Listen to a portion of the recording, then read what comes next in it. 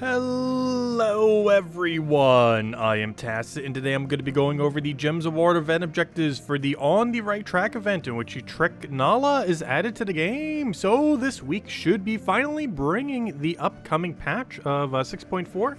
This was actually supposed to come out last month, however it did get delayed a little bit, and we should be getting that later tomorrow, as well as a new kingdom next Monday, not today, but a week from today. Of course, this could still get delayed again, however, it is very likely to be both within the next week. The patch tomorrow, and then the new kingdom on 1 week from today. So we have that to look forward to. In the meantime, as far as this troop is concerned, it is actually really good. Comes with red, yellow arcanes, only 200 glory each, so great time to stock up. There's actually already a troop that does basically this, except worse. So this is basically that troop, but better. So essentially I already have this troop in the game. It's just now a stronger version of it. A much stronger version in almost every situation. So as far as Trk'Nala, her main gimmick is that she has Empower into convert greens into skulls. So of course Apophisis already does the Empower into convert green to skulls. However, it ends up giving life to your first ally, and does not have a good secondary trait. This, on the other hand, does Hunter's Mark, which for a very obvious reason is very good with skull spam, as Hunter's Mark, assuming they don't have immune to it, will allow your skulls to do twice as much damage, and when synergized with, a skull convert on turn 1, that is pretty powerful, especially if you combine this and stack it with something like, let's say, Web Spinner, where you're going to be getting triple damage on your skulls. So you're going to be doing essentially 6 times damage because it stacks. So you're going to be able to get a lot of damage. There's probably going to be a lot of really weird like insta-kill teams that you can do out of this. So this is going to be a very scary troop. And might even be meta-defining. So pretty great glory troop for once. On top of that, it also has a 20% dodge. Something that Apophisis doesn't have. I forget the exact 2 perks on it, but I do recall them being pretty underwhelming. And compared to 20% dodge, this of course is really good on something that creates skulls, and even just in general. But particularly on something that does skulls, because you can just completely dodge out of any amount of damage. One nice thing about dodge 2 is compared to something like a skull reduction, this will completely avoid any kind of on-skull effect. So if they have anything that will do something to you on skull, like freeze, Hunter's Mark, any kind of thing like that, it will not apply to you. Plus you'll avoid all the damage. Of course, that only happens when you actually trigger it. However, when it does, it will end up getting a lot of value. You can also dodge multiple skulls at once. Like if they take 3 simultaneously, it can still end up making it so it does no damage at all, which is very convenient, especially when you get hit by a big skull spam all at once, which will also be doing to the enemy, and will probably have some residual skulls if you don't have a freeze on your team, so that'll make sure you don't get as much backfire damage. Generally, she's not going to be your first slot, though, of course. She's probably going to be like your second, third, maybe fourth in some situations, but likely your second or third slot. However, yeah, this is going to be pretty decent. Highly advise building around it, especially for some of the events that we have going on this week. Looks like Trippy is ready. Might as well grab that. So, with that being said, of course, as far as the event key drop table is concerned, it is for Grosh-Nak. Despite her viability, Grosh-Nak is very much not a location of viability. Before I go into that real quick, I was just mentioning Apophisis. Alphabetical order, how does it work? Let's see. Apophisis? There it is. But this is a troop I was talking about earlier. It does green to skull, gives a bunch of life to first ally, 2 not as good traits. But yeah, this thing is almost completely obsolete now due to the new troop that we just got today. So that's that troop. Anyways, let me go over to the actual stuff that's in drop table. So if we go over to that of Grosh-Nak, and might as well do it in base rarity order. So, this place is notorious for having some of the worst mythics to ever exist, so unfortunately not really a good location to be spending event keys. Every single thing you see here, except for Ogrin and the 4 faction troops from the Dripping Cavern, are not in the drop table. So those 5. However, everything else you see here is. However, everything else you see here is not much to desire. You can easily just get the new Glory troop through Glory. The only one that's like somewhat okay here is actually pretty good synergy with the troop that just came out today, is the Fist of Zorn, which has a very similar mechanic, though different enough that you'll be using them together. It has Empower, but it converts yellow to skulls, while also giving some attack to your first ally, which oddly enough is not as strong as Hunter's Mark, however is still beneficial, especially when combined together. So there's that, so that's nice. However, yeah, this kingdom is pretty notorious for having pretty bad options. There's not really much you want to have from this kingdom. You're mostly just, if you're opening event keys this week, you're mostly just doing it for completionist sake. And to get stars on the kingdom, Grosh-Nak, as of today, is now a 23-star kingdom, so you can get up to that point. So if you want to get to 10-star, 20-star, or anything like that for the extra stats, you can. However, otherwise, there's not much in the drop table, and this is a pretty skippable week if you do not want to open up any event keys. Anyways, with that being said, we do have a world event that's luckily pretty straightforward on the scoring. It's just rarity order, so nothing to really worry about in that regard. It's also a really nice change in that we actually have a skull spell damage, so quite a bit of diversity. However, you're probably going all in on skull, even though we have access to both of those 2 damage sources. And the main reason being is the category that we have has a lot of really good skull options, most notably being the empowers. Of course, I was just talking about the combo earlier. However, the Trk'Nala with the Fist of Zorn going to be extremely viable. You also have access to Apophisis, but as I was mentioning earlier, this basically is the new Apophisis. It's basically this Apophisis, but better. I haven't gold medaled it yet. Definitely need to. It's pretty good. Gold medaling any of these, or either of these 2, does end up giving you a little bit extra stats. Not much, but it adds up. Gets 6 additional attack, HP, and armor. All 3 of those, which it needs, because it doesn't actually even use its magic stat. So that's pretty convenient that the only thing it doesn't end up getting is magic, because it doesn't actually use it at all. Unlike something like Fist of Zorn, which does use some of its magic, it does not even touch it, because yeah, it just gets to use all the other value pretty well. But also, they have 20% this week due to, I believe, Orcs and Grosh-Nak having a bonus, if I'm not mistaken, off the event. Orcs right over here and Grosh-Nak over there, so any of those will have 20% bonus, which does include a good majority of the kingdom, as almost the entirety of the kingdom is Orc, as it is a very heavy Orc-based kingdom. Anyways, with that out of the way, of course, we do have our weekly events. This Tuesday, we're going to be having the Dripping Caverns, as I was mentioning, which is a green-blue restriction, so you have things like Iron Gut, which is also in Soulforge, by the way. You have things like Rowan, Truffle, stuff like that. This Wednesday, this actually is the incorrect pet. It was just showing this because that was what my guild had there earlier. However, we're getting the Orc pet. The Orc pet bonus is like that green little ogre thing. Almost looks like Shrek, but not quite. But, you know, kind of standard Orc kind of thing. But we're getting that for Orc bonus. Thursday, we have Barbarian class, which if you saw the class tier list last Thursday when we ended up covering it, this is like one of the worst classes in the game. But you can get some class XP for if nothing else. And this Friday, we have a raid event, specifically a Kedar raid event that's going to be bringing an explodey Kedar weapon. So there's that. It's an okay weapon. Not going to be like super good, but still good to get for completionist sake.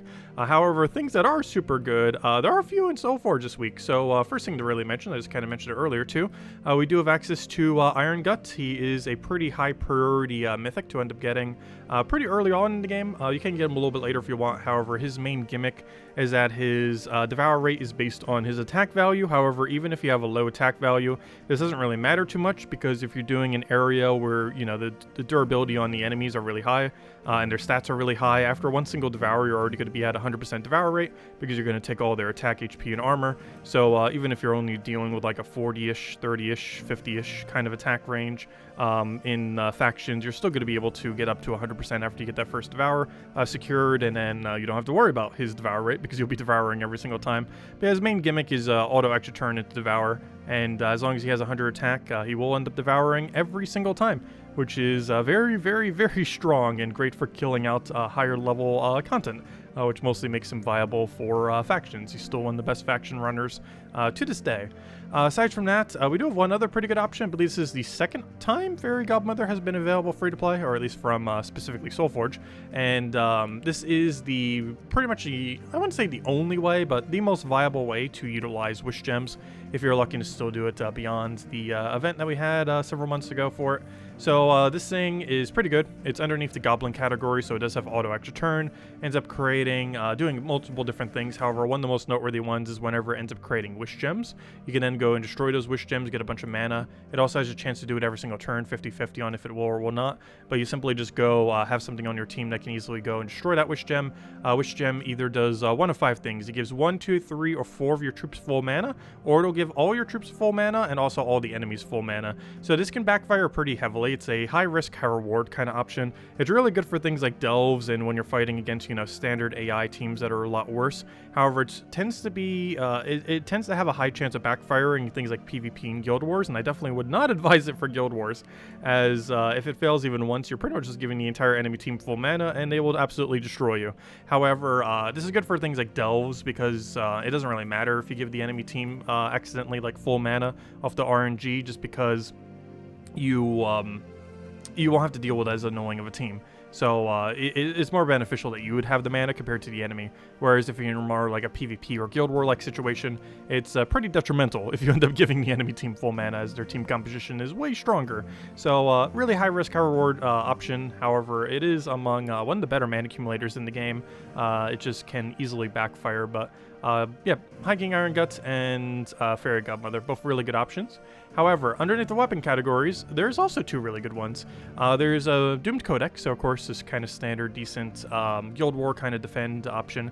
However, if you're going to get any one weapon, I would definitely advise getting Earth's Fury. So the main gimmick with Earth's Fury is basically it's Mang, which of course tears all armor and then gives you 1-to-1 ratio to your attack to only your hero. However, this gives you less attack per unit, but it gives it to your entire team. So it's only a 3-to-1 ratio instead of 1-to-1. So basically 1/3 the amount of gain that something like a Mang would have when you end up tearing off the armor of the enemy and gaining boost ratio off it. However, the main caveat to this is it is applying to all 4. And if you're doing this with, let's say, like a web spinner, normally, you know, if you use Mang, that attack is going to your hero, not to your other troop. However, if you do it with this, you're basically cutting even on a 1-to-1 ratio. Because even though it's 1/3 the amount of attack gain, web spinner still has a natural triple damage to its damage. So if you're adding it, if you're using Earth's Fury with something that already is doing like 3 times damage like web spinner, or 5 times damage because you're doing like a raid event or an evasion event, it is very, very strong in those contexts, particularly invasion event in that regard. However, yeah, so basically web spinner, invasion event, stuff like that. So really great weapon just to have. Generally don't use it too often, but it's definitely one of those utility options I would highly advise having, just so you can bring it out when it is usable, even though more often than not you don't actually run it, but it's a great weapon to have your hands on. So definitely make sure to get this weapon before the end of the week. If there was any one thing to get in Soulforge, it's definitely Earth's Fury, as it's just a nice weapon to have on hand at any given time for those situations where you actually do need it. It's very rare, but when it is, you'll wish you'd have it, so definitely make sure to go and get that. Aside from that, we do have one weapon that's coming in today. If you have the really big pass, we'll be going over on stream tonight, as we do every single night at 8 p.m. Eastern Standard Time here on the channel. And of course, that is with the season pass. We do have access to stone block options. We don't really have too many stone block options currently within the games, and the one that do, not really that good. However, this is the first, like, pretty viable stone block option. It's not as good as, like, rope dart or other similar weapons like that. However, from a stone block category, it is essentially the best stone block option in the game now. It deals a bunch of true damage to an enemy, boosted by stone blocks, and then ends up creating a bunch of stone blocks. You can keep spamming this, ends up creating a brown storm as well as enchanting itself, so it's pretty spammable. It's going to be pretty usable with any kind of team that builds into like pure brown spamming. Not only does it use brown itself, but also keeps perpetuating the brown storm, so pretty good synergy there. So you can kind of keep making the board smaller and smaller, constantly just creating a bunch of brown, just auto extra turning, and the more stone blocks there are on the board, the easier chance it will be to end up getting your mana accumulation. So it'll be really interesting to see exactly how this will end up panning out, as it will be possible to get some really weird like infinite loop teams now. Because let's say, for example, we create 30 stone blocks on the board. If you're creating something like, let's say, 8 brown, like normally 8 brown, not a lot of brown. However, if half the board is already missing and you're creating 8 brown, the chance that you're going to be getting extra turn from it, especially with a brown storm active, pretty high. Not to mention it'll feed back into this weapon and everything else, so it'll be interesting to see exactly how this pans out. It's mostly going to be used with brown spam teams, particularly only brown and not mixed, like probably not truffle, because it creates green and brown. You'd want to have like pure brown spawning things, like rockworm, other things like that. Probably not rockworm specifically, but you know, other things that only create brown. So be interesting to see exactly how this pans out. Maybe even like deep borer, because it like destroys a column, so if anything gets too congested, you can kind of use that to clear out the area. But it's definitely a weapon worth experimenting with. Probably won't be used in anything like too meta, but definitely a fun weapon. But yeah, Bigger Pass gets it today, Normal Pass gets it in a week from now, and Free to Play gets it who knows when, whenever Mist of Scales comes back around after the campaign has ended. Anyways, let me go over all the teams for this week, all of which are in the description below if you want to go and copy-paste any of them. So let's start from the top, going all the way from the World event. So the first one we have here is a Lord of Slaughter team into double Empower Skulls. Double Empower Skulls probably could be one of your best bets for the current World Lore event, since you do have extra skull damage. You'll be able to feed skulls in there while giving it attack. You'll have the Hunter's Mark while feeding it skulls. You have backup resummon for when you accidentally die, and you have Lord of Slaughter to slaughter the entire enemy team pretty efficiently. 100% of the time will hit directly to their life, has a Doomstorm at the start of battle, has some score reduction so it doesn't die as quickly, and has an ability that will pretty much kill absolutely everything combined with the other two skull spammers, so should be pretty easy wipes. The other one here is actually a little bit safer. However, it goes down the Elementalist route, so you have that kind of spam. Mirage Queen's kind of just here for its curse and additional Doom Skull, and of course we have the double Empower Skull, which going to be a really strong combo. The Trk'Nala into Fist of Zorn. This was already seen with Apophisis with Fist of Zorn, and now it's even stronger than before, so it'll be interesting to see how much more this pops up compared to normal. One of the more common teams with it used to be, or still is, Web Spinner, Hero running with like Elementalist or something really annoying with Apophisis plus Fist of Zorn. But now with Trk'Nala making that team even stronger, it'll be interesting to see exactly how it'll pan out. See if it actually increases the usage. Might even start seeing a lot on defend teams now. It's a very strong option. Anyways, next up we have here is it's a green-blue restriction for tomorrow's faction event for the Dripping Caverns. However, of course, you can use any colored weapon. So here's the cheaper team. It's just the Urskea Shield you get from 250 wins on the Urskea Hero class. Rowan, which you get for free from Fires of Thorns. Mirage Queen, which you get from throwing Chaos Shards at the Sunken Fleet faction. And Leprechaun, just a low rarity mana accumulator. And just all that can run through the entirety of the faction, though primarily meant for 20 to 100. And aside from that, we do have, actually, when I covered the tier list last Thursday, this is the one team I was referring to that Warden has like one single purpose and one single purpose only, and it's pretty much this team, that and the Rowan build for it, but primarily this team. So this is Forest Troll Double King Gob Truffle into Warden using Doomed Glaive. The main reason why Warden's actually pretty good here is the only hero class in the entire game that has Green Storm into Dispel, and that's pretty much the whole reason why it's used. You need Dispel to get rid of Submerge, and Green Storm to perpetuate your greens, which you need a lot of. And the reason we're using this instead of the Brown Doom one is it denies brown, and we don't actually care if we lose all of our brown, whereas we do care if we lose all of our green. So even though it'll be easier to mana accumulate the brown weapon, you actually end up using the green weapon, which is blocked a little bit more. However, when it casts, it's denying something that you don't actually necessarily need, so it ends up working out a bit better. As far as Pure Faction, is a nice diverse team of 4 Shaggoraths. This thing is really good, well, at least in the context of the Pure Faction anyways, not generally speaking, but it silences and deals true damage to the first and last enemy, which is pretty good for delves, while also accumulating a bunch of mana with 5 Explode, so it's not a horrible troop, it just, there isn't really much context to use it outside of the delve itself. However, inside the delve itself, it is really good, so you can end up doing that. Also enrage a random ally whenever an ally casts a spell, and with 4 of them, you're pretty much almost guaranteed enraging your whole team. It's not guaranteed, as they can overwrite each other, if I'm not mistaken, so it is possible that you only get 1 enrage from a cast, so if you get really lucky, all 4 of them will get enraged from a cast. Of course, this doesn't really matter too much, as only your first slot really needs the enrage, maybe second if the first one ends up dying out.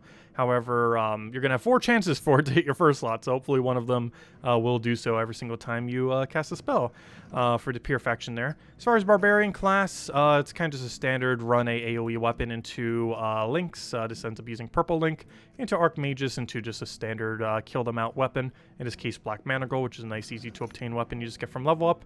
And this Friday, as I mentioned, we're going to be having Kedar raids, and for this, we do actually get to use the Apophisis, since you can't use the Grosh-Nak thing, since it is from Grosh-Nak and not from Kedar. So you can just end up running this. Apophisis runs very similar to the troop that came out this week. Just a Mang. It runs like a standard kind of raid. You throw down Mang at the raid boss, you kill it out with the raid slayer, or the boss slayer, and then you just throw in Apophisis with your boosted up Mang and Keeper of Souls as backup skulls for control damage. And you just do that to win out the entirety of the raid event then. So anyways, guys, that will wrap it up for now. We'll have more info once we have the patch, hopefully tomorrow. We'll find out. It should be very likely. And if everything stays on track and we do end up getting that tomorrow, we should also be having a new kingdom hopefully next Monday, which we'll have a lot to go over with that, of course, and over the next several weeks from that, because generally I'm pretty sure this is the second time they've ever released a new kingdom like that. Nexus was the first one that they did underneath this new system that they added, and I believe it's like a 5-week system, and they basically end up adding a new thing every single weekend while having some other event going on. So for example, like one weekend we'll get a new hero class for it, the next weekend we'll have like the faction event, you know, so on and so forth, a journey event, until they cover absolutely pretty much everything that you can cover for a brand new kingdom until it has all the new stuff that it comes in. Anyways, guys, if you still have any other questions or anything you want me to go over, do feel free to leave it in the comment section below. As I mentioned earlier, every single team that we end up mentioning is over in the description if you want to go and copy paste any of them. Tonight at 8 p.m. Eastern Standard Time, as we always do, I'll be covering all the chapter tasks as well as messing around with the new weapon, because after we get those chapter tasks done, we'll have the stone block weapon, and we'll see exactly how good it is. It's not going to be like meta defining, unlike the glory trip that we got this week, which actually is going to be pretty decent, as it's basically just better Apophisis. But that weapon, like, it's not going to be like over the top good, but you know, it'll be usable. It'll make some really quirky teams that'll be fun to use, but probably not viable to use. It'll probably be under that category. Whereas that new glory trip we got this week is definitely very viable, and I do advise messing around with it, as the team type already exists. It's just basically a better version of what it already was. It's a little bit unfortunate that's so similar to Apophisis. It's basically just better Apophisis, but hey, it just made the teams even stronger. So we're gonna see a lot of one-shot web spinners off of 6 times damage combined with Hunter's Mark. So might really need to start running Impervious first slot to make sure you don't get hit by that. But anyways, guys, catch you guys later. Thank you so much for watching as always. Greatly appreciate it. Feel free to leave a like on the videos. It helps out a lot. And I'll catch you guys later. Goodbye, everyone. And thanks for watching.